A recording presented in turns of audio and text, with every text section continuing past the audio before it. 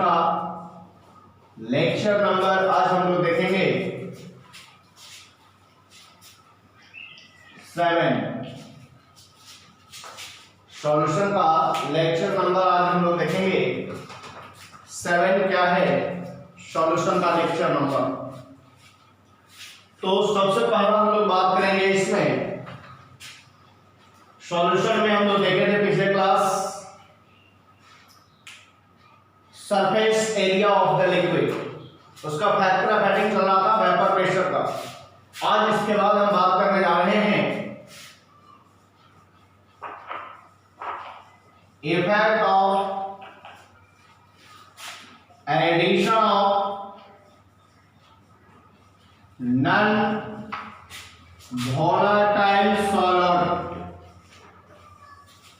ये मेरा टॉपिक है, बहुत इंपॉर्टेंट। यानी हमने लिखा effect of addition of non volatile solvent. सबसे पहला हम समझेंगे कि नॉन वोलेटाइल सॉल्वेंट क्या होता है। इस बात को हम सबसे पहले आपको समझाने जा रहे हैं।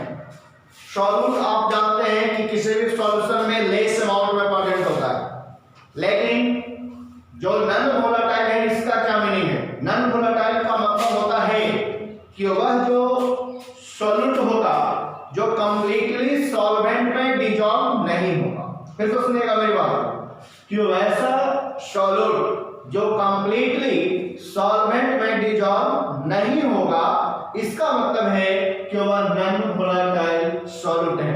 जैसे आप SiO2 को देखिए, जो बालू आपका है वो 100% डिसॉल्व वाटर में नहीं होगा, सॉल्वेंट में होगा ही नहीं, तो वो सॉल्यूट नॉन वोलेटाइल सॉल्यूट कहलाएगा।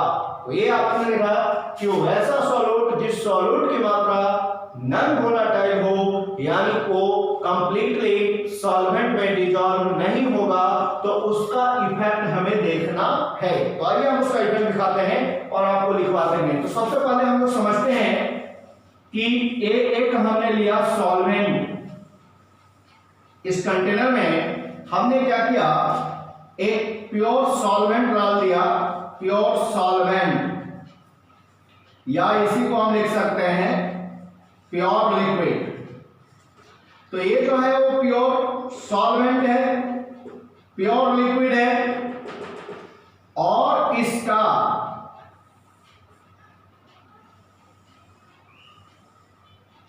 जो वेपर प्रेशर है वो हमने लिया है 10 atm। इसका वेपर प्रेशर को हमने कितना एटीएम माना है? 10 atm माना है। आपका सवाल में दिया हुआ रहेगा वेपर प्रेशर, लेकिन हम थ्योरी पढ़ा रहे हैं इसलिए मान ले पाएंगे। तो हमने लिया वेपर प्रेशर कितना एटीएम? 10 atm। हमने वेपर प्रेशर 10 atm लिया। इसका मतलब यह है कि वो वेपर प्रेशर किसका है? वेपर प्रेशर बाहर लाए हैं, ये किसी भी सॉल्वेंट मॉलिक्यूल को हिट करेंगे तो उसका वेपर प्रेशर बढ़ेगा, इसलिए वेपर प्रेशर में कभी नहीं होना चाहिए कि वेपर प्रेशर क्या होता है। तो हमने इसका वेपर प्रेशर कितना है कि माना 10 atm, यानी वो किसका वेपर प्रेशर है जी? प्योर सॉल्वेंट का, प्योर लिक्विड का। यानी अभी तक आपने सॉल्यूशन तैयार नहीं किया है, सॉल्यूशन अभी तक आपने नहीं बनाया है, अब आप सॉल्यूशन बनाने जा रहे हैं। तो सॉल्यूशन बनाने के लिए आपको जरूरत किसका होगा? सॉल्यूट का। किसका जरूरत होगा? सॉल्यूट का। तो आपने जो प्योर सॉल्वेंट लिया, यानी प्योर लिक्विड, उसी को लिखे हैं, इसका वेपर प्रेशर कितना एटीएम लिया? 10 atm। अब आइए माने हैं अब हम क्या करें कि फिर वही सॉल्वेंट को ले रहे हैं दूसरे कंटेनर में, सिर्फ कंटेनर चेंज कर रहे हैं। क्यों? क्योंकि हमें सॉल्यूट मिलाना है। तो सॉल्यूट मिलाने के बाद हम ये पता करेंगे कि मेरा वेपर प्रेशर में कितना इंक्रीजमेंट होगा कि कितना डिक्रीजमेंट होगा, वो हमें पता चलेगा।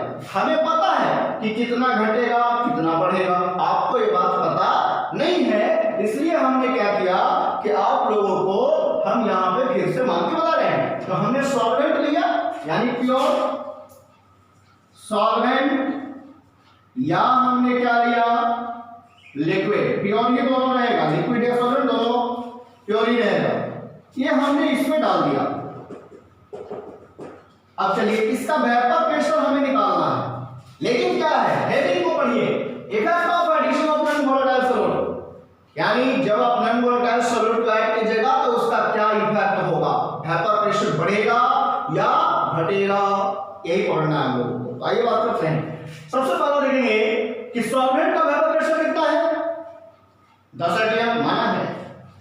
अब प्योर सॉल्वेंट हमने दूसरा कंटेनर में लिया, यही वाला सॉल्वेंट यहां लिया, तो अगर यहां आप सॉल्वेंट का वेपर प्रेशर चेक करना चाहिएगा सिर्फ सॉल्वेंट का, तो वही आएगा जो पहले वाले में। अभी तक आपने सॉल्यूट नहीं डाला है, अभी तक आपने सॉल्यूशन तैयार नहीं किया है। आपने क्या किया कि आप सॉल्यूशन तैयार करने के लिए जा रहे हैं, तो आपने क्या कि इसमें डाल दिया आपने नॉन वोलेटाइल सॉल्यूट।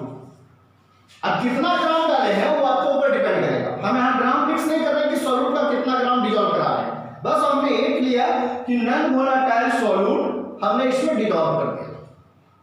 जब हम नॉन वोलेटाइल सॉल्यूट डिसॉल्व किया, इसका मतलब यह है कि एक सॉल्वेंट और एक सॉल्यूट मिलकर के एक सॉल्यूशन तैयार होगा। जब सॉल्यूशन तैयार होगा तो आपको पता है कि उस सॉल्यूशन में सॉल्वेंट मॉलिक्यूल और सॉल्यूट मॉलिक्यूल के मिलने से मॉलिक्यूल के बीच का फोर्स ऑफ अट्रैक्शन इंक्रीज करेगा। तो जब फोर्स ऑफ अट्रैक्शन इंक्रीज करेगा तो हम लोग पढ़े हैं कॉलिगेटिव प्रॉपर्टीज में, उसका फैक्टर ऑफ हेटिंग में पहला ही पॉइंट पढ़ाए हैं कि वेपर प्रेशर बढ़ने से इंफ्रा घटता है, मतलब इंटरमोलिकुलर फोर्स ऑफ अट्रैक्शन घटता है। लेकिन यहां क्या हो रहा है कि सॉल्वेंट मॉलिक्यूल का और सॉल्यूट मॉलिक्यूल डिसॉल्व होने के बाद एक सॉल्यूशन तैयार होगा, तो सॉल्यूशन जब बनेगा तो उसमें अमाउंट ऑफ मॉलिक्यूल यानी मॉलिक्यूल के बीच का फोर्स ऑफ अट्रैक्शन इंक्रीज करेगा।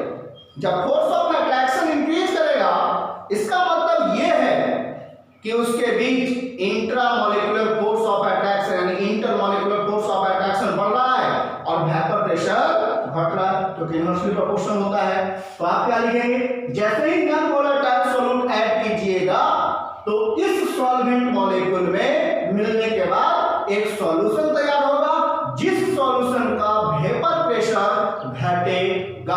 और कुछ ऐसा कितना atm से घटेगा, तो 2 atm से बिलो होता है। आगे हम इसका थ्योरी पढ़ाएंगे भी कि कोई भी वेपर प्रेशर पहला अगर 10 atm है तो नॉन वोलेटाइल सॉल्यूट या किसी भी सॉल्यूट को मिलाने के बाद उसका वेपर प्रेशर में जो डिक्रीजमेंट होता है वो कितने atm से होता है, 2 atm से। ये हमेशा क्या करना है कि उसके वेपर प्रेशर जितना atm से पहले वाले दिया गया है और सॉल्यूट मिलाने के बाद सॉल्वेंट में सॉल्यूट को मिलाने के बाद एक सॉल्यूशन जो तैयार होगा, उस सॉल्यूशन का जो वेपर प्रेशर जो बिलो होगा वो कितने atm से होगा, 2 atm से ही होगा। 2 atm से अधिक नहीं होगा, जब भी होगा तो 2 ही atm से डिक्रीज करेगा। तो इसका वेपर प्रेशर आपने 10 atm लिया तो इसका वेपर प्रेशर आपका 8 atm हो जाएगा। अगर मान लीजिए कि इसका 8 atm लिए होते तो ये 6 atm होगा। यानी वेपर प्रेशर किसी भी सॉल्यूशन का डिक्रीज करेगा। क्यों? क्योंकि उस सॉल्यूशन में इंट्रामॉलिक्यूलर यानी इंटरमॉलिक्यूलर फोर्स ऑफ अट्रैक्शन को बढ़ने के कारण उस मॉलिक्यूल का फोर्स ऑफ अट्रैक्शन बढ़ जाता है। जब फोर्स ऑफ अट्रैक्शन बढ़ता है तो आपको पढ़ा के आए हैं infra is inversely proportional to the vapour pressure. यानी आपका नॉन वोलेटाइल सॉल्यूट जब ऐड कीजिएगा तो सॉल्यूट में भी तो कोई ना कोई मॉलिक्यूल होगा जी। जब सॉल्यूट में मॉलिक्यूल और सॉल्वेंट का मॉलिक्यूल तो दोनों मॉलिक्यूल बढ़ गया, मतलब H2O, और यहां SiO2 आप डाल दिए, कोई भी नॉन वोलेटाइल डालिए आप, तो जैसे ही डालिएगा तो यानी एटम भी बढ़ा, मॉलिक्यूल भी बढ़ा। तो जैसे बढ़ेगा इसका मतलब है कि उस सॉल्वेंट मॉलिक्यूल का जो फोर्स ऑफ अट्रैक्शन है वह इंक्रीज कर रहा है और उसका वेपर प्रेशर क्या होगा, डिक्रीज करेगा। यानी किसी भी, आप कान खोल के सुन लीजिए, किसी भी वेपर प्रेशर का मतलब किसी भी सॉल्यूशन का वेपर प्रेशर ऑलवेज डिक्रीज करेगा सॉल्वेंट के रिस्पेक्ट में। क्यों? क्योंकि उसमें सॉल्वेंट का मॉलिक्यूल और सॉल्यूट के मॉलिक्यूल के बढ़ने के कारण उसका वेपर प्रेशर ऑलवेज डिक्रीज करता है। आपको याद रखना है, force of attraction always increase करता है इसके कारण। तो सॉल्यूट का इफेक्ट क्या हुआ नॉन वोलेटाइल सॉल्यूट का, कि वेपर प्रेशर जो 10 एटीएम था वो वेपर प्रेशर 2 एटीएम से क्या हो गया, बिलो हो गया। यानी नॉन वोलेटाइल सॉल्यूट का यही इफेक्ट है कि किसी भी सॉल्वेंट मॉलिक्यूल में हम नॉन वोलेटाइल सॉल्यूट को डालते हैं तो मेरा फोर्स ऑफ अट्रैक्शन का वैल्यू, सॉल्वेंट मॉलिक्यूल के बीच का force of attraction value increase करता है, बट वेपर प्रेशर डिक्रीज करता है। इस बात को याद रखना है। तो हम क्या लिखाएंगे, व्हेन नॉन वोलेटाइल सॉल्यूट, हम लिखाएंगे जो सुन लीजिए, when non volatile solute dissolve in a pure solvent या liquid then the vapour pressure decrease due to increase in intermolecular force of attraction between the solvent molecule। फिर से सुनिए मेरी बात को, जब हम क्या करते हैं नॉन वोलेटाइल सॉल्यूट को सॉल्वेंट में या प्योर लिक्विड में डिसॉल्व करवाते हैं तब उसका वेपर प्रेशर डिक्रीज करता है। क्या कारण है इसका, इंटरमॉलिक्यूलर फोर्स ऑफ अट्रैक्शन बढ़ने के कारण उसका वेपर प्रेशर डिक्रीज करता है। याद रखना इस बात को। तो हम क्या लिखने वाले हैं, व्हेन, हम लिखेंगे यहां when non volatile solute dissolved in a pure liquid या solvent, pure liquid or solvent, then the vapor pressure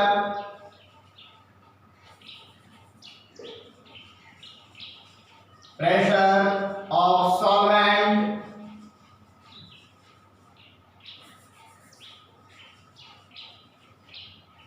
decrease due to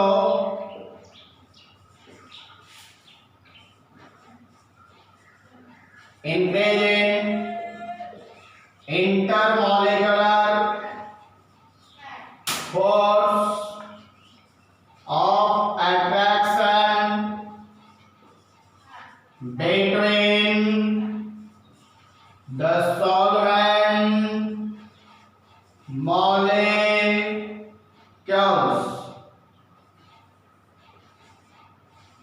between the solvent molecules।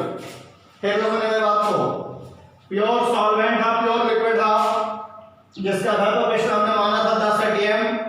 सवाल जब आप सॉल्व कीजिएगा, न्यूमेरिकल आप सॉल्व कीजिएगा तो उसमें दिया हो रहेगा एक किसका वेपर प्रेशर भैया, सॉल्वेंट का। आपने क्या किया, नॉन वोलेटाइल सॉल्यूट को प्योर सॉल्वेंट यानी प्योर लिक्विड में डिसॉल्व करा रहे आप।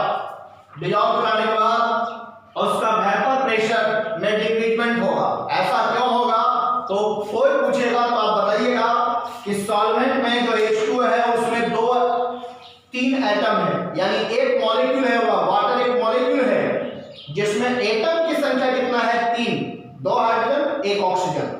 और आप जब कोई भी सॉल्यूट डालिएगा बाबू तो वो भी किसी एटम से ही निर्मित होगा ना, किसी एटम से ही निर्माण करेगा, तो उसमें भी मॉलिक्यूल बढ़ेगा, यानी एटम बढ़ा तो मॉलिक्यूल भी बढ़ना है। तो मॉलिक्यूल बढ़ा, पहले यहाँ वाटर मॉलिक्यूल था, उसमें सॉल्यूट का मॉलिक्यूल भी आपने डाल दिया, तो सॉल्यूशन में जो फोर्स ऑफ अट्रैक्शन है मॉलिक्यूल के बढ़ने से इंक्रीज करेगा, उसका वेपर प्रेशर ऑलवेज क्या करेगा, डिक्रीज करेगा। तो इस बात को आपको ध्यान में रखना है, कब, जब आप नॉन वोलेटाइल सॉल्यूट को सॉल्वेंट में डिसॉल्व कराइएगा तब उसका वेपर प्रेशर डिक्रीज करेगा, बट क्या इंक्रीज करेगा, आपका intermolecular force of attraction between the solvent molecule, यानी सॉल्वेंट मॉलिक्यूल के बीच का फोर्स ऑफ अट्रैक्शन का वैल्यू इंक्रीज कर जाएगा, लेकिन वेपर प्रेशर उस सॉल्वेंट मॉलिक्यूल का क्या करेगा, डिक्रीज करेगा। लेकिन हम उसी को बोले हैं दूसरे लहजे में सॉल्वेंट प्लस सॉल्यूट मिलता है, चाहे वो नॉन वोलेटाइल हो चाहे वो विदाउट नॉन वोलेटाइल सॉल्यूट हो, दोनों जब मिलता है तो एक सॉल्यूशन का निर्माण करता है, एक सॉल्यूशन बनाता है, तो उसका वेपर प्रेशर सॉल्यूशन का डिक्रीज करेगा। आपको पढ़ाएंगे depression in freezing point, elevation in boiling point में डिटेल्स इसकी चर्चा होगी कि किसी भी सॉल्यूशन में अगर हम या किसी भी सॉल्यूशन का वेपर प्रेशर ज्यादा होगा या किसी भी सॉल्वेंट मॉलिक्यूल का वेपर प्रेशर ज्यादा होगा। वहां पे हम लोगों को इसके बारे में डिटेल्स पढ़ना है कि कब जब हम किसी भी सॉल्वेंट मॉलिक्यूल को हीट करेंगे और किसी भी सॉल्यूशन का हीट करेंगे तो वेपर प्रेशर में इंक्रीजमेंट होगा कि डिक्रीजमेंट होगा, उस बात को हम वहां पे पढ़ाएंगे। फिलहाल आपको ध्यान रखना है कि जब यहीं से हमारा क्वेश्चन सॉल्व होते चला जाएगा कि किसी भी सॉल्वेंट में यानी प्योर लिक्विड या प्योर सॉल्वेंट में हम नॉन वोलेटाइल सॉल्यूट डाले या विदाउट नॉन वोलेटाइल सॉल्यूट डाले तो उसका वेपर प्रेशर ऑलवेज डिक्रीज करेगा। लेकिन आप पूछ सकते हैं कि सर आपने नॉन वोलेटाइल सॉल्यूट लिया है तो क्या आप इसका कहना चाह रहे हैं? इसका मतलब ये है कि हमारा जो इफेक्ट दिखाना था वेपर प्रेशर का वो किसके माध्यम से दिखाना था? नॉन वोलेटाइल सॉल्यूट के माध्यम से। तो किसी भी सॉल्वेंट मॉलिक्यूल में प्योर लिक्विड में हम क्या करते हैं, डालते हैं किसको? नॉन वोलेटाइल सॉल्यूट को, तो मेरा वेपर प्रेशर डिक्रीज करेगा क्योंकि intermolecular force of attraction increase करेगा। इसके कारण effect of addition of non volatile solute is always vapour pressure decrease and इन्फा इंक्रीज। जल्दी छापिए फिर बात करेंगे।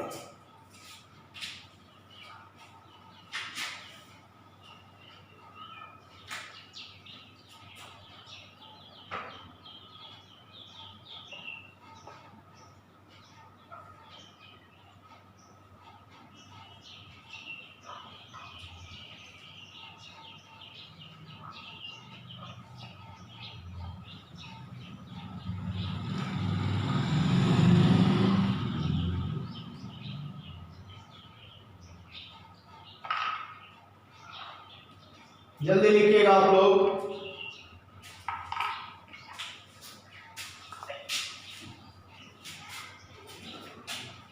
चलिए हो गया होगा।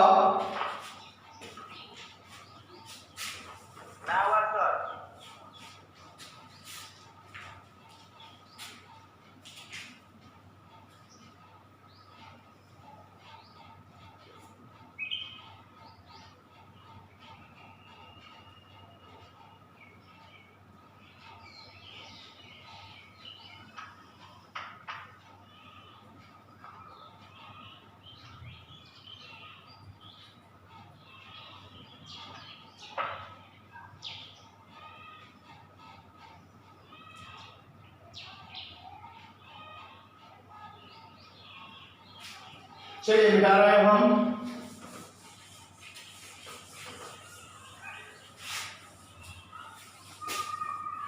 जैसे हम लिखते हैं वैसे ही आप लोग अपने कॉपी में लिखिएगा।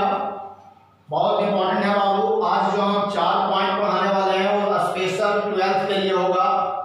उससे बहुत कम आईआईटी मेडिकल में पूछता है सवाल, लेकिन स्पेशली जो आपका बोर्ड आने वाला है 12th बोर्ड, उसमें बहुत इंपॉर्टेंट है डायरेक्ट कॉपी से सवाल।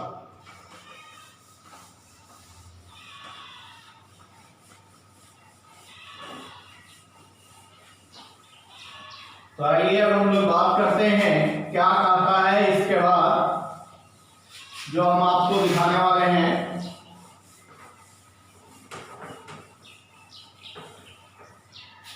चलिए सबसे पहला हम बात करेंगे आपके सामने क्या, जो देखिएगा अब हम बात करने वाले हैं इसमें एक फर्स्ट पॉइंट हम लिखने वाले हैं lowering of vapour pressure, short form इसको बोलते हैं LVP, lowering of vapour pressure. ये है आपका VVI फॉर 12th बोर्ड। जैसे हम लिखते हैं इंपॉर्टेंट गेस क्वेश्चन भी आपके क्लास में ही करवाते जा रहे हैं हम चैप्टर वाइज। किसके लिए इंपॉर्टेंट है? आईआईटी के लिए, मेडिकल के लिए, नीट के लिए या जो भी है 12th बोर्ड के लिए, उस सारे के लिए हम आपके सामने लिखवाते जा रहे हैं। आप अपने कॉपी में इस तरीके से लिखते जाइएगा। सबसे पहला हमने हेडिंग दिया lowering of vapour pressure. Very simple, हम फॉर्मूला टाइप कर रहे हैं आपके सामने, देखिएगा सभी लोग। हमने क्या किया, let P not equal to vapour pressure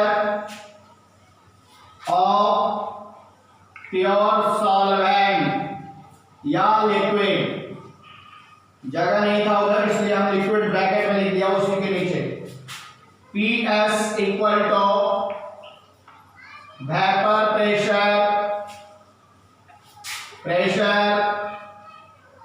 of solution, यानी P not vapour pressure of pure solvent या liquid, PS vapour pressure of pure solution. ये हमने माना है। हमें क्या चाहिए? लोअरिंग ऑफ वेपर प्रेशर, यानी लोअरिंग ऑफ वेपर प्रेशर क्या होता है? लोअरिंग ऑफ वेपर प्रेशर कहता है कि वेपर प्रेशर ऑफ, यानी difference of vapour pressure of pure solvent या liquid and vapor pressure of solution is called lowering of vapor pressure, यानी डेल्टा पी क्या है? lowering of vapor pressure। दो difference के बीच, दो वेपर प्रेशर अगर change करता है उसके बीच डेल्टा का प्रयोग करते हैं, यानी जहां कहीं स्मॉल चेंजिंग होगा वहां हम डेल्टा का प्रयोग करेंगे। ये मेरा डेल्टा है और P क्या है? जो प्रेशर के बारे में बता रहे हैं। तो किसका प्रेशर चेंज हो रहा है? वेपर का ना। एक किसका डिफरेंस है? Vapour pressure of pure solvent का। दूसरा किसका है? वेपर प्रेशर ऑफ सॉल्यूशन का। तो आप याद कीजिए, आपके सामने हम वेपर प्रेशर ऑफ सॉल्यूशन अभी तुरंत खत्म किए हैं। हमने कहा था आपको कि जो वेपर प्रेशर ऑफ सॉल्यूशन होगा वो वेपर प्रेशर ऑफ सॉल्वेंट से कम होगा। सॉल्वेंट का वेपर प्रेशर ऑलवेज ज्यादा होगा। किसके रिस्पेक्ट में? सॉल्यूशन के रिस्पेक्ट में। क्यों? क्योंकि किसी भी सॉल्यूशन में सॉल्यूट प्लस सॉल्वेंट को मिलने से निर्माण होता है तो उसमें इंटरमॉलिक्यूलर फोर्स ऑफ अट्रैक्शन बढ़ जाता है, इससे कारण उसका वेपर प्रेशर घट जाएगा। तो लोअरिंग ऑफ वेपर प्रेशर कहता है कि the difference of vapour pressure of pure solvent यानी pure liquid and vapour pressure of solution is called lowering of vapour pressure. हमने डेल्टा पी लिखा, तो delta P equal to P not minus PS, यानी यही मेरा एक readymade formula derive हो गया जी। डेल्टा P क्या है? यहां लिखेंगे हम, वेयर डेल्टा P क्या है? Lowering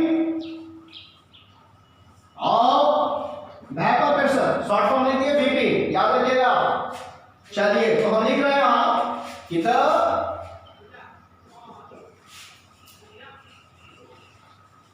difference of vapor pressure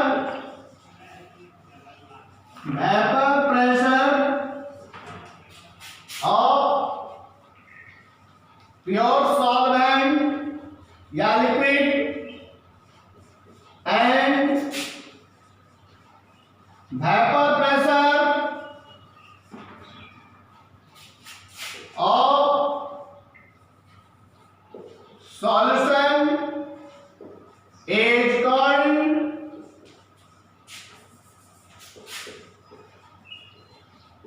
lowering of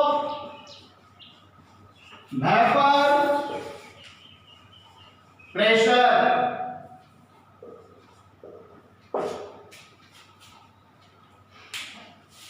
तो आप इसको जल्दी छापिए, फिर हम बात करेंगे। अब पढ़ाएंगे relative lowering of vapour pressure. बहुत इंपॉर्टेंट टॉपिक चल रहा है आपके सामने 12th के लिए स्पेशल। लिखने के लिए आएगा 2 नंबर में। इस साल में क्वेश्चन को अपलोड कर लीजिए डायरेक्ट कॉपी से। इस साल जो 12th बोर्ड एग्जाम लिया है उसका सवाल को निकालिए, पलटिए, उसमें मिलाइए, कॉपी से डायरेक्ट सवाल, वो भी theory.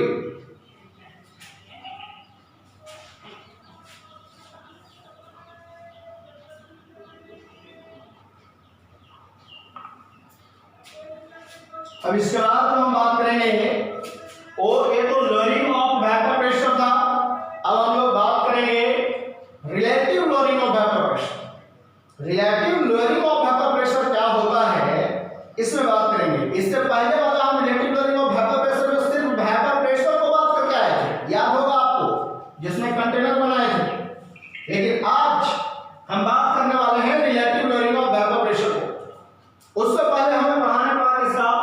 Lowering of vapour pressure.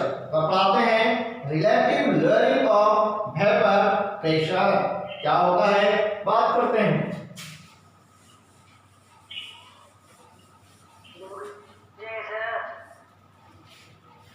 देखिए जल्दी पढ़ो।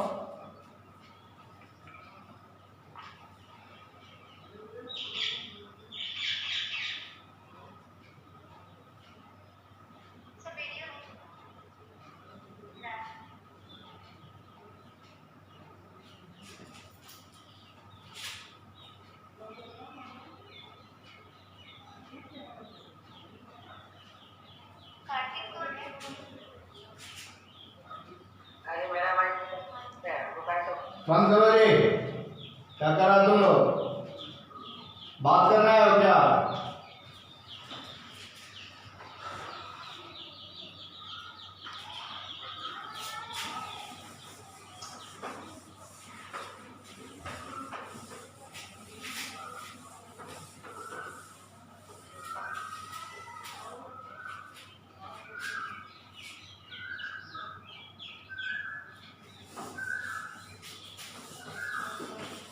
चलिए अब हम फिर आपको समझाते हैं कि मेरा relative lowering of vapour pressure क्या होता है।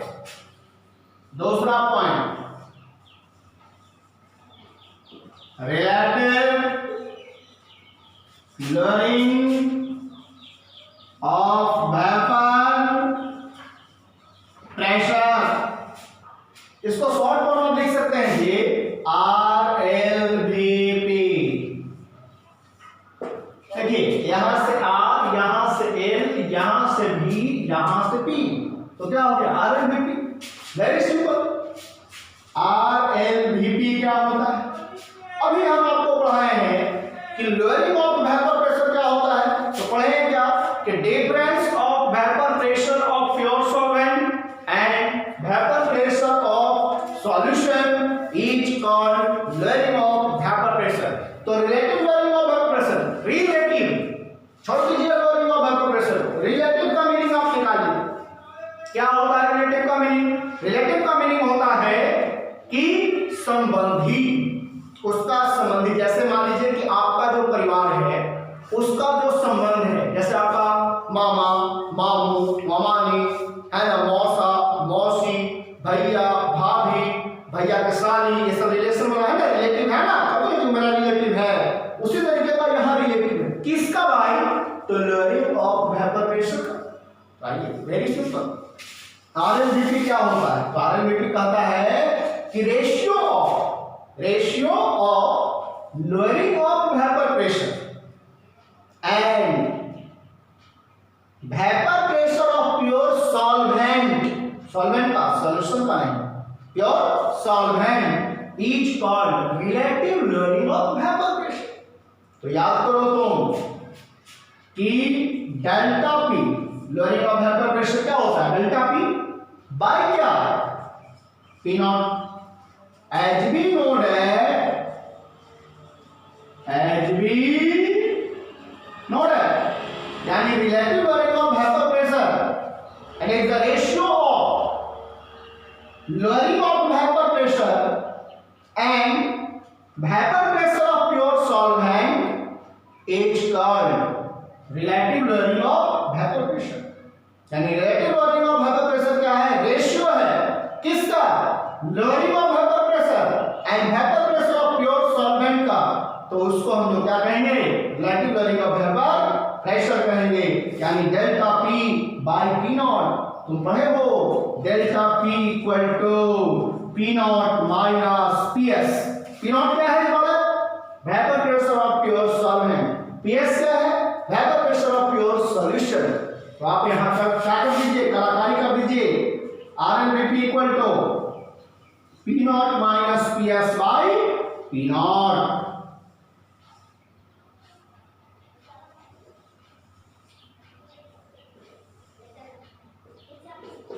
देख लिया आपने? तो हम क्या लिखेंगे? लिखेंगे यहां ratio of lowering of vapour pressure and vapour pressure of pure solvent यानी liquid is called relative lowering of vapor pressure। जल्दी लिखिए आप, इसको साइड में लिखिएगा एडमिन ऑर्डर।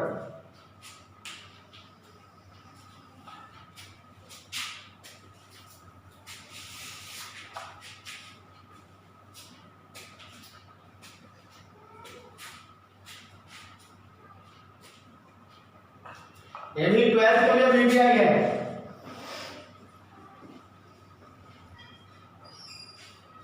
ट्वेल्थ बोर्ड के लिए बहुत इंपॉर्टेंट है। सभी लोग गेस करते चलना है, लिखते जाना है टॉपिक के ऊपर क्या क्या हमने खत्म किया और वो किसके लिए इंपॉर्टेंट है। ट्वेल्थ बोर्ड के लिए, आईआईटी या मेडिकल के लिए, वो सारी चीज आपको लिख के चलना पड़ेगा। देखिएगा, लिखिएगा उसको।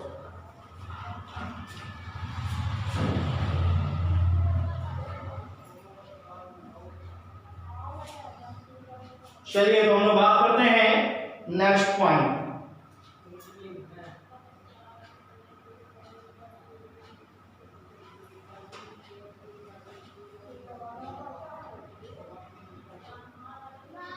लिख लिए क्या? चलिए दिखाते हैं आपको। इसके बाद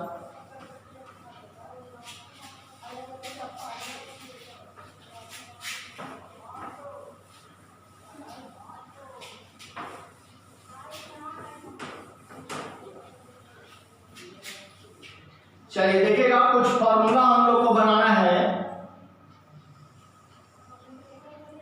तो आइए फॉर्मूला को हम सबसे पहले बनाने के लिए आपको सिखाते हैं। सबसे पहला हम पढ़ेंगे, आपको बहुत वीवीआई है, ये भी 12th वीवीआई। तीसरा point, Royals law relative lowering of vapor pressure। ये मेरा हेडिंग है, Royals law of relative lowering of vapour pressure. Very simple. सबसे पहला बात कीजिए, रॉयल्स लॉ कुछ है नहीं, रॉयल्स एक साइंटिस्ट का नाम। रिलेटिव लोअरिंग आपको पता है, वेपर प्रेशर आपको पता है, तो उसी के साथ होगा ना रिलेटिव। यानी हम ये बात करने जा रहे हैं कि रॉयल्स लॉ का जो relative lowering of vapour pressure है वो क्या है आखिरकार। तो रॉयल्स एक साइंटिस्ट का नाम है जिन्होंने अपने नाम पर एक लॉ दिया जो किससे रिलेटेड है, लोअरिंग ऑफ वेपर प्रेशर से रिलेटेड। उसका वो रिलेटिव लगता है। तो आइए बात करते हैं क्या है वो चीज। बहुत सिंपल चीज है, कुछ भी नहीं है जो हम आपको बता रहे हैं, यहां पर ध्यान से देखिएगा। कहता है कि relative lowering of vapour pressure, short form लिख रहेगी, vapour pressure is equal to the mole fraction, mole और फ्रैक्शन एक ही साथ लिखिएगा, of solute is called Raoult's law of relative lowering of vapour pressure. अब पढ़िए, देखिए मैंने लिख दिया कि relative lowering of vapour pressure equal होगा किसका, मोल फ्रैक्शन ऑफ सॉल्यूट का, तब वो क्या कहलाएगा? Royals law of relative lowering of vapour pressure. यही रॉयल्स लॉ का नाम है। Relative lowering of vapour pressure को आप पढ़े हैं, क्या पढ़े हैं? शॉर्ट फॉर्म इसको क्या लिखिएगा आप? RLVP। RL का मतलब रॉयल्स लॉ, ARL का मतलब रिलेटिव लॉरिंग और VP का मतलब वेपर प्रेशर। शॉर्ट फॉर्म लिखेंगे, याद रखना RLVP। तो आप पढ़े हैं कि relative lowering of vapour pressure equal किसका है? मोल फ्रैक्शन ऑफ सॉल्यूट का। आइए बात करते हैं जी, यानी delta P by P not is equal to X solute. यानी relative lowering of vapour pressure जो रेशियो होता है वो किसका होता है? लॉरिंग ऑफ वेपर प्रेशर और वेपर प्रेशर ऑफ सॉल्वेंट का। तो एक इक्वल किसका हुआ? X सॉल्यूट का। हम लोग बात करते हैं, हाँ नेटवर्क प्रॉब्लम हो गया था, बार बार कट जाता है, देख ही रहे हैं आप लोग नेटवर्क के कारण। तो आप लोग पढ़े हैं कि relative lowering of vapour pressure equal to क्या? X सॉल्यूट यानी मोल फ्रैक्शन ऑफ सॉल्यूट का। तो आप जानते हैं यहां HB note that, HB note that delta P equal to P not minus PS। तो वेरी सिंपल, इसमें कुछ कलाकारी कीजिए। डेल्टा P का वैल्यू बढ़ाइए, P not minus PS by क्या? P नॉट इक्वल टू क्या लिख सकते हैं? X solute. देख सकते हैं ना? देखिए कुछ नहीं किए, डेल्टा P का वैल्यू बढ़ाए हम रॉयल्स लॉ के अनुसार, तो P not minus PS by P not X solute. अब आइए, आपको एक चीज और याद होगा, X सॉल्यूट इक्वल टू हम पढ़ाए थे मोल फ्रैक्शन ऑफ सॉल्यूट के लिए, क्या पढ़ाए थे? M molarity by M plus 55.5। आपको याद होगा यहां पे लिखे थे, इसको हम लोग किसके लिए कहते थे? फॉर वाटर सॉल्वेंट, यानी वाटर सॉल्वेंट के लिए कहे थे ना जी। तो बस कुछ नहीं कीजिए, इसी को कलाकारी कीजिए, P not minus PS by P not equal to, इसका वैल्यू बढ़ाइए X सॉल्यूट के जगह M बाय M प्लस 55.5। ये सवाल डायरेक्ट आपको IIT में आया है बाबू, और इस पे हम एक मेडिकल बताएंगे। खुद इसका IIT में सवाल इसी फॉर्मूले पर आया है जिसका मोलारिटी का वैल्यू 1 आया। आपको हम सवाल करवाएंगे, आज एक सवाल कराएंगे, अगले क्लास करवाएंगे फिर एक सवाल, क्योंकि टाइम आउट हो जाएगा ना उस समय तक होते होते। तो जल्दी लिखिए आप, फिर बात करते हैं। अभी और फॉर्मूला में कलाकारी करना है, फॉर्मूला और बनाना है हमें, यहीं से फॉर्मूला बनाएंगे, जल्दी लिखिएगा।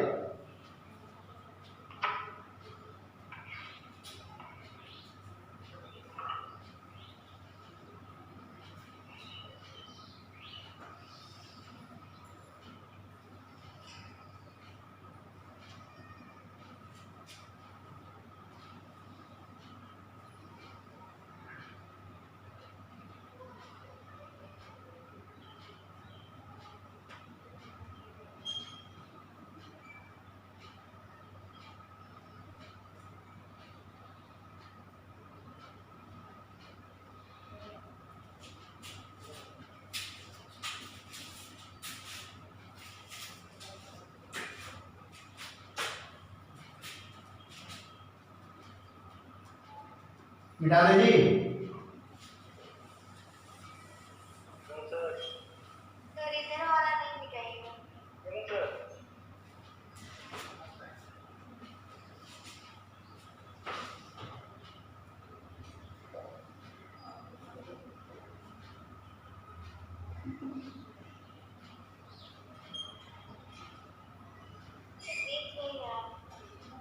दिखेगा, नेटवर्क प्रॉब्लम होगा आपका।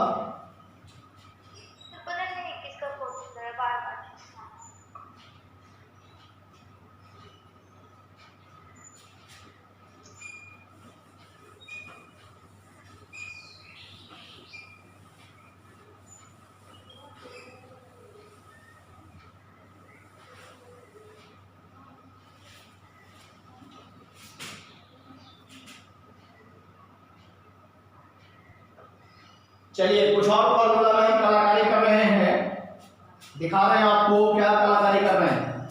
जो कलाकारी करेंगे वो यहाँ लिखेंगे पहले हम, यानी एक्स सॉल्यूट, याद होगा तुम लोगों को एक्स सॉल्यूट रेशियो किसका होता था, number of mole of solute भागा number of mole of solute plus number of mole of solvent, यानी सॉल्यूट और सॉल्वेंट को मोल को टोटल मोल ऑफ सॉल्यूशन भी बोल सकते हैं। क्योंकि आप लोग को ये बात पता होना चाहिए, कोई भी बच्चा या कोई भी फ्रेंड आपका जानकारी अगर होगा उस आपके दोस्त का, तो आपको फंसा सकता है। वो ये कह सकता है कि क्या मोल ऑफ सॉल्यूट, अगर मोल फ्रैक्शन हमें इंडिविजुअल निकालना है तो हम क्या कर सकते हैं, सॉल्यूट का निकालना है तो मोल ऑफ सॉल्यूट लिख दीजिएगा और नीचे वो लिख देगा क्या, मोल ऑफ सॉल्यूशन। तो वही बात है जो हम बोल रहे हैं। कहिए क्यों सर, क्योंकि सॉल्यूट और सॉल्वेंट के मोल को ऐड करते हैं तब ना मोल ऑफ सॉल्यूशन बनता है। तो उसी को वो सॉल्यूट और सॉल्वेंट के मोल को इंडिविजुअल ना बोल करके मोल ऑफ सॉल्यूशन बोल दिया। तो इसके लिए घबराइएगा नहीं, जो आपका दोस्त जानकार होगा उसको कहिएगा कि हम इसको मोल ऑफ सॉल्यूट भी लिख सकते हैं और टोटल मोल ऑफ सॉल्यूशन भी लिख सकते हैं। क्योंकि मोल ऑफ सॉल्यूशन जो होता है वो दो के सम होता है, सॉल्यूट प्लस सॉल्वेंट के मोल का। तो यही बात को ध्यान रखना है। तो एक सॉल्यूट हमने लिखा, तो एक सॉल्यूट इक्वल टू हम क्या पा रहे हैं, number of mole of solute जिसको small n by number of mole of solute small n plus number of mole of solvent. यानी देखिए इस सॉल्यूट और सॉल्वेंट को मोल को ऐड कीजिए तो टोटल मोल ऑफ सॉल्यूशन बन जाएगा, उसमें भागा कर दीजिए किससे, मतलब मोल ऑफ सॉल्यूट में डिवाइड कर दीजिए सॉल्यूशन के मोल से। अगर सॉल्वेंट निकालना रहता तो यहाँ कैपिटल N होता, नीचे में एक स्मॉल n और फिर कैपिटल N सॉल्वेंट के लिए। तो ये आ गया किसके लिए, सॉल्यूट का मोल फ्रैक्शन। तो आइए हम कलाकारी कर रहे हैं, P0 minus PS by P0 equal to, ये वाला वैल्यू बैठाइए, small n by small n plus capital N। अब एक चीज और लिखेंगे, आपको पता होगा मोल ऑफ सॉल्यूट निकालना है। तो मोल ऑफ सॉल्यूट निकालने के लिए हम लोग क्या करते थे, एच बी नॉट एच में ही हम लोग लिखते जा रहे हैं। क्या करते थे पता है, number of mole of solute अगर निकालना है बाबू तो वेरी सिंपल, जितना सॉल्यूट का वेट होता है उसमें डिवाइड कर देते हैं किसके वेट से, मॉलिक्यूलर वेट से। तो हम लिखेंगे W1 बाई M1। हम ले रहे हैं ये सब चीज थ्योरी में मान के पढ़ा रहे हैं आपको। W1 अब ये नहीं आपके दिमाग में सवाल आना चाहिए कि सर W और मॉलिक्यूलर कहां से आ गया, मतलब W और M कहां से आ गया। तो फार्मूला हम बना रहे हैं ना, इसलिए मान मान के फार्मूला बना रहे हैं। तो N number of mole of solute, W क्या है, वेट ऑफ सॉल्यूट, M क्या है, मॉलिक्यूलर वेट ऑफ सॉल्यूट। तो ये सॉल्यूट का निकाल रहे हैं, इसलिए हमने निकाला W1 बाई M1 के रेशियो को हम लोग बोलेंगे मोल ऑफ सॉल्यूट। अब हमें सॉल्वेंट का मोल निकालना है, तो capital N equal to W2 मान रहे हैं सॉल्वेंट वाला वेट को बाय M2 यानी मॉलिक्यूलर वेट। तब चलिए आ जाइए यहां, उसको वैल्यू पे बैठाइए इस पे, P0 minus PS by P0 equal to W1 by M1 भागा W1 by M1 plus W2 by M2 where W1 equal to weight of solute, W2 equal to weight of solvent, M1 equal to molecular weight या molar mass, molecular weight of solute और M2 equal to molecular weight of solvent.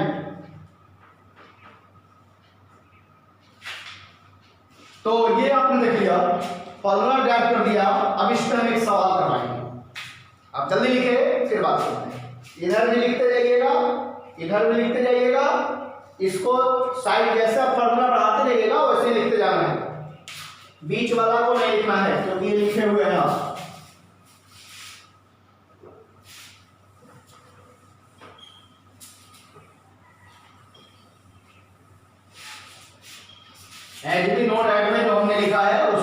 Side में आप copy में लिखते जाइएगा और फिर ए आपका शुरू करते जाइएगा फॉर्मूला डेरिवेशन।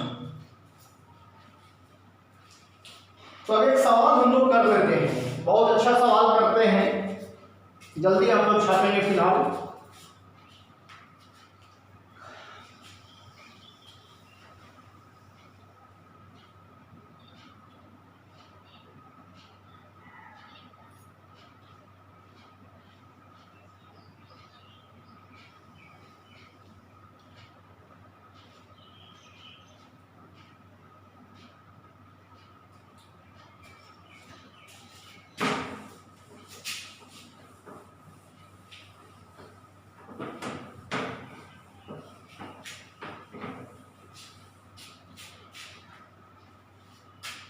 मिटा रहे हैं इसको।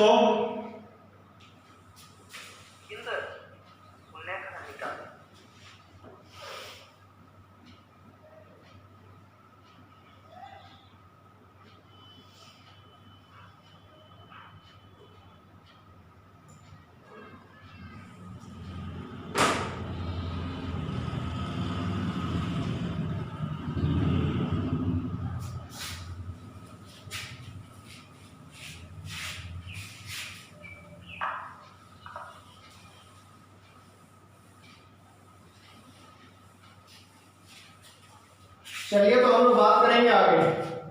एक सवाल लिख रहे हैं बहुत इंपॉर्टेंट, और ये सवाल बहुत इंपॉर्टेंट है और जेईई मेन का सवाल है। सबसे पहले हम सवाल ही बनाना है, थ्योरी पढ़ाया, अब जेईई मेन का ही सवाल बनाए।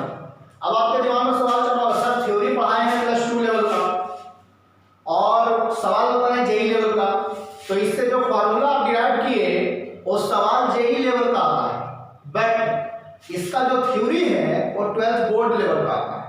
थ्योरी से सिर्फ बोर्ड लेवल, लेकिन जो आपने फॉर्मूला डिराइव किया ना वो आईआईटी लेवल का सवाल पूछता है। देखिए कैसे पूछता है।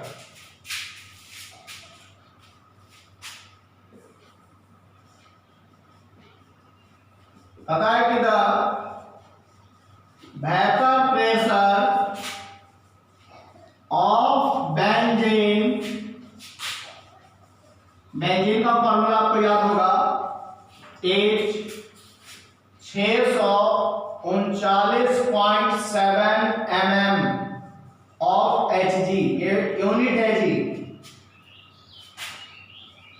And the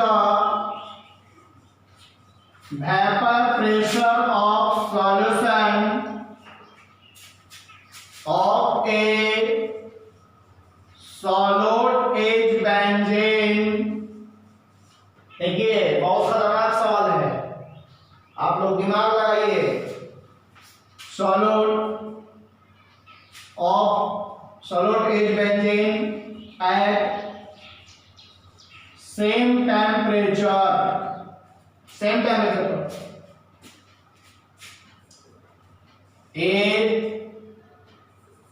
same temperature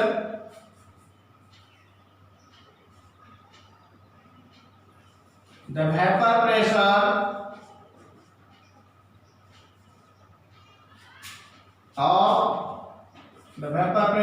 is same temperature करवा देंगे। the vapor pressure is 631.9 mm of Hg। calculate the molality of the solution। Option है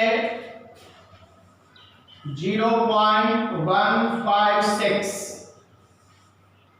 और ऑप्शन है 1.56, ऑप्शन सी है 156, ऑप्शन डी है 0.000156।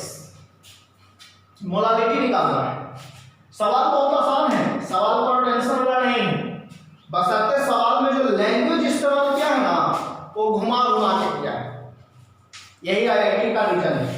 आईआईटी यही कहता है कि हम जो ज्यादा सवाल हार्ड नहीं पूछते हैं, फॉर्मूला बेस्ड पूछते हैं, लेकिन उसमें जो लैंग्वेज इस्तेमाल करता है एक ही लैंग्वेज को वो बार बार यूज करता है। लेकिन उसका मीनिंग अलग होना चाहिए, और अलग होता ही है मीनिंग।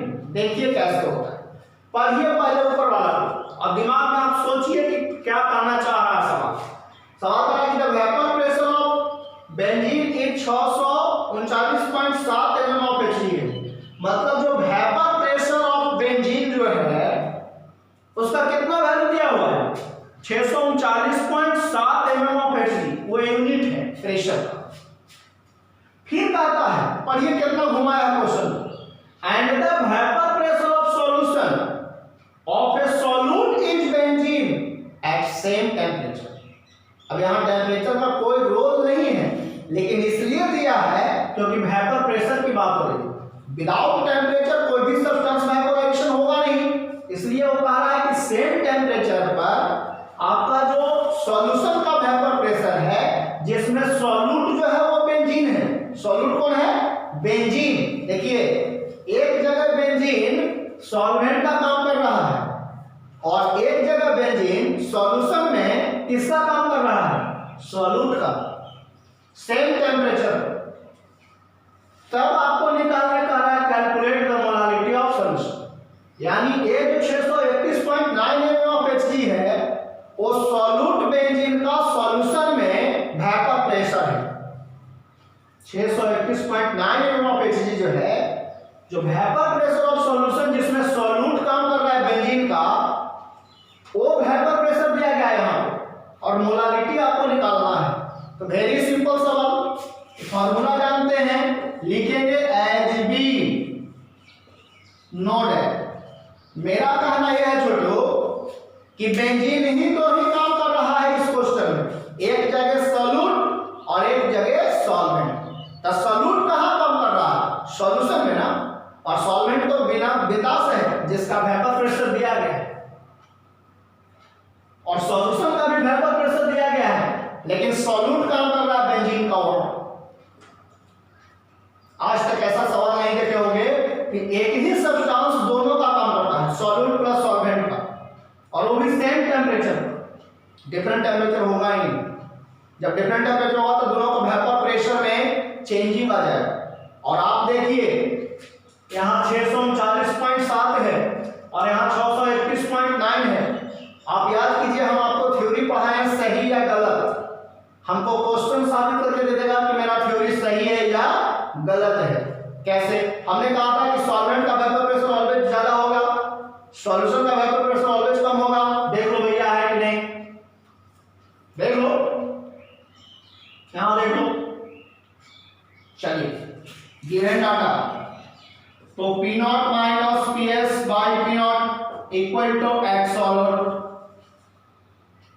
आप गिवन डाटा लिखो, गिवन डाटा क्या है? Given data P not 631.9, PS sorry 639.7 और PS कितना है? 631.9। देखिए गिवन डाटा, सॉल्वेंट का वेपर प्रेशर और सॉल्यूशन का वेपर प्रेशर। एक सॉल्यूट निकाल लीजिए, सवाल को बताइए। 639.7 माइनस 631.9 भागा P नॉट माइनस PS 639.7। एक बच्चा सॉल्व करेगा तो x सॉल्यूट का वैल्यू आ जाएगा यहां से। जब x सॉल्यूट का वैल्यू यहां मेरा आएगा बाबू, x सॉल्यूट इक्वल टू आएगा सॉल्व करने पर ऊपर में आए 0.0122, टोटल वैल्यू सॉल्व करके आएगा, ऊपर आएगा 7.8 भागा 639.7। x सॉल्यूट का वैल्यू 0.012। अब आइए मोलारिटी, तो मोलारिटी इक्वल टू हम लोग क्या जानते हैं कि x सॉल्यूट का वैल्यू निकल गया, तो molarity equal to mole of solute. तो मोल ऑफ सॉल्यूट यानी just like mole fraction of solute by weight of solvent. तो सॉल्वेंट का वेट कौन है? बेंजीन। बेंजीन सॉल्वेंट का काम कर रहा है, तो सॉल्वेंट का मॉलिक्यूलर वेट रख देंगे।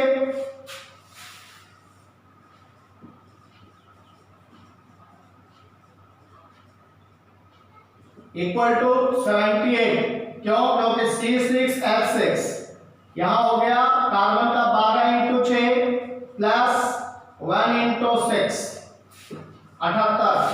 12 6 72 और 6 78 हो जाएगा।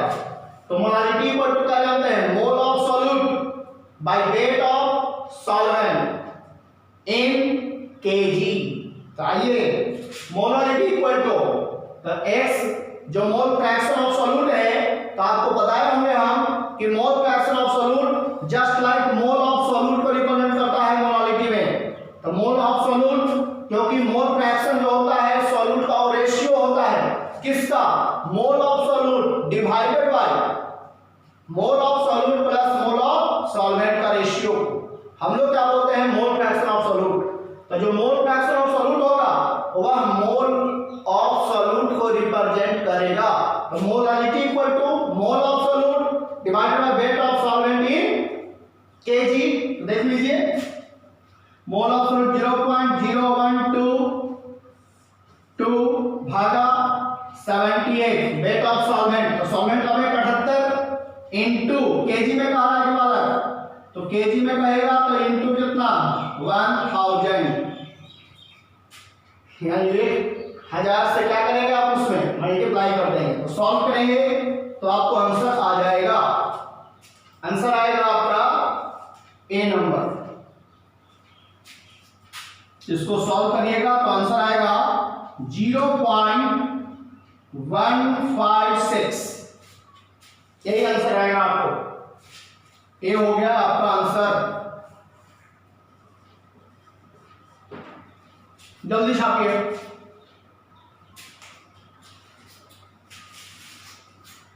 सबको समझ में आ गया होगा जो हमने आपको बताया। इन्हीं का अगर सवाल है दिमाग में तो आप हमसे क्लियर कर सकते हैं अभी के अभी।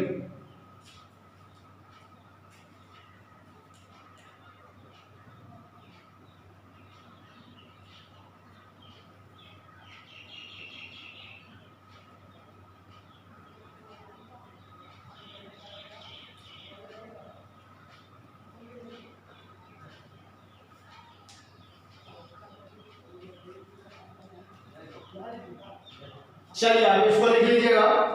हम लोग नेक्स्ट क्लास मिलेंगे इसके बाद। जल्दी लिखिए आप इसको।